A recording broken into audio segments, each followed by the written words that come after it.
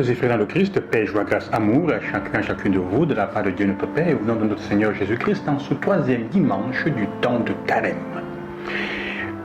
On peut dire que le thème fondamental, le thème général de la lecture d'aujourd'hui, en regardant la première lecture et l'évangile, est le thème de l'eau vive.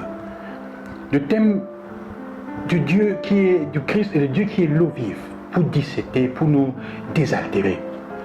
La première lecture, en effet, elle nous raconte un épisode intéressant du livre de l'Exode et de ce qu'on peut appeler la révolte d'Israël dans le désert dans le désert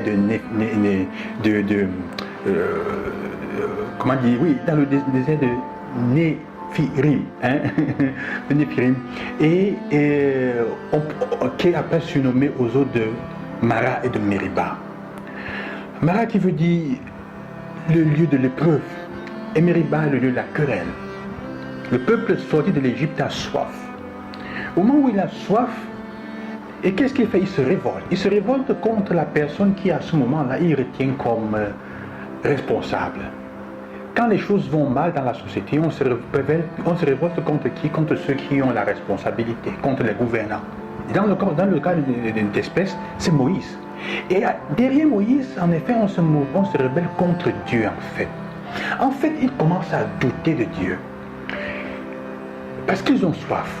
Au point où ils décident, ils veulent rentrer en Égypte. C'est-à-dire que la soif, la souffrance qu'ils sont en train de faire commence à leur faire même idéaliser l'esclavage dans lequel ils étaient. Et dans lequel, quand ils étaient, ils ont crié vers Dieu pour qu'ils soient libérés. Maintenant, avec la souffrance qu'ils ont au désert, ils pensent que Dieu les a menés au désert pour les tuer. C'est ce qui arrive souvent dans notre vie, sœurs et frères. Quand nous sommes dans des difficultés, qu'est-ce qu'on fait? La première chose qui vient, c'est le doute. C'est le moment où le malin entre dans notre vie. Et il commence à te faire douter du Dieu que tu as servi et que tu sais, que tu as promis durant ton baptême d'aimer et de servir. Alors, ce texte nous fait comprendre comment le lieu de l'épreuve, le lieu de nos épreuves, le lieu de nos souffrances sont souvent le lieu de nos querelles avec Dieu et par conséquent le lieu de nos doutes. Alors la chose à faire aujourd'hui, c'est de prier le Seigneur, demander la grâce, de nous aider à ne pas faire du lieu de nos souffrances, du lieu de nos épreuves, un lieu de doute. C'est l'histoire de tout l'évangile. C'est l'histoire d'ailleurs qui nous fait comprendre que le péché originel, en fait, ce que c'est exactement, c'est le doute que Satan déjà dès le début met dans le cœur de l'homme. Il ne veut pas que vous soyez comme lui. Alors on commence à douter des bonnes intentions de Dieu. L'orgueil va entrer après. Mais quand on met en doute l'intention bonne de Dieu à notre égard, c'est la porte ouverte pour s'éloigner et pour être infidèle, pour l'abandonner, ne plus croire. Le doute dans le sens de l'incrédulité, non de la fatigue à croire, à grandir dans ça. Et c'est en fait ce qu'il y a aussi dans l'évangile de certains points de vue. Et cela nous fait comprendre comment, après quand le peuple réussira, quand Dieu donnera l'eau au peuple qui se demande, le Seigneur est-il au milieu de nous, oui ou non? Ça c'est la question que nous nous posons fondamentalement. Le Seigneur est-il avec nous, oui ou non? Dieu est là ou il n'est pas là? C'est la question que nous posons contre la souffrance. Le peuple Israël est déjà là. Et Dieu met en garde contre ça.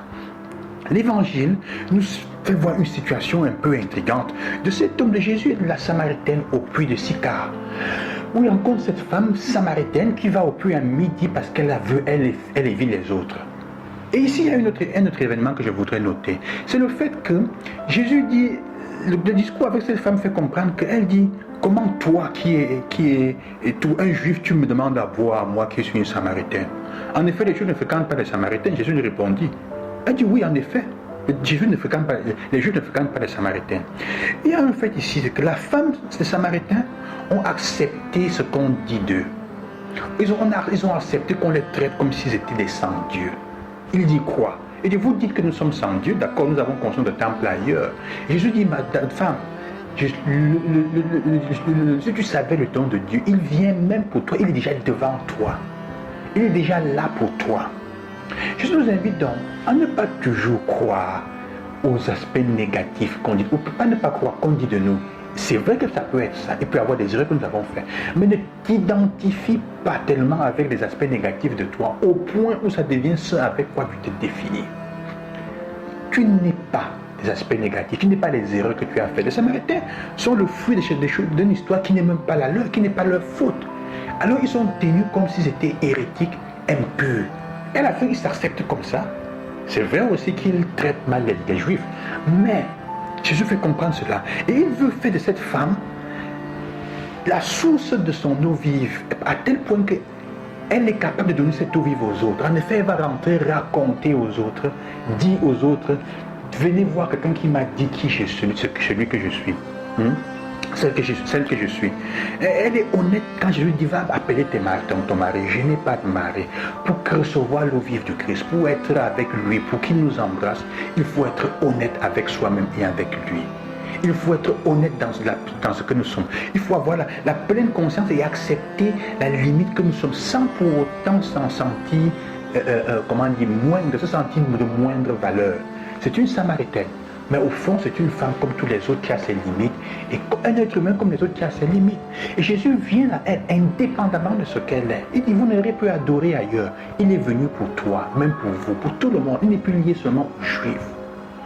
Alors, l'eau vive que le Christ porte, c'est cette eau, c'est cet aspect qui rafraîchit, qui donne une fraîcheur nouvelle à notre foi, aux personnes que nous sommes, à notre capacité de témoigner de l'amour de Dieu au prochain. Venez. Et quand ils vont vers cette femme, quand ils viennent rencontrer Jésus grâce à cette femme, ils lui diront après, nous ne croyons plus parce que tu nous as dit, mais parce que nous avons fait l'expérience. Mais évidemment, il a fallu qu'elle soit le canal par lequel Dieu passait pour rafraîchir les autres, pour qu'ils fassent l'expérience de qui il était. Il a fallu qu'elle devienne ce morceau de bambou duquel on a enlevé le cœur un peu et on a mis ça à l'embouchure du fleuve pour que ça irrigue pour irriguer le champ afin que les plantes poussent et donnent du fruit. Elle est devenue ce canal pour mettre à la source, elle a porté l'eau et alors ils ont l'eau, les plantes, la terre a fait l'expérience de l'eau. Elle n'était pas l'eau, mais elle a été le canal par lequel ils ont connu l'eau. Après avoir connu l'eau, ils ont peut-être oublié le canal. Mais ce n'est pas important. Le canal a déjà fait son travail. C'est ça à quoi nous sommes appelés, sœurs et frères. Première chose aujourd'hui, faisons attention à ce que nos souffrances, le lieu de nos difficultés, de nos épreuves, ne deviennent pas un lieu de doute et de querelle avec Dieu, mais une opportunité pour grandir davantage, pour nous accrocher à lui, afin que nous devenions pour les uns pour les autres ce morceau de bambou, ce canal par lequel l'eau vive du Seigneur passe. Quelle que soit la qualité de personne que nous sommes, l'eau vive passera pour atteindre les autres. C'est ce que je vous souhaite dans ce temps de carême. C'est le devoir à faire durant ces jours-ci. Comment est-ce que j'ai été un canal pour les autres? Comment est-ce que c'est un canal pour les autres? Que le Seigneur, pour que les autres reçoivent l'eau du Christ cette semaine. Je vous bénis au nom du Seigneur. À demain, loué soit Jésus-Christ.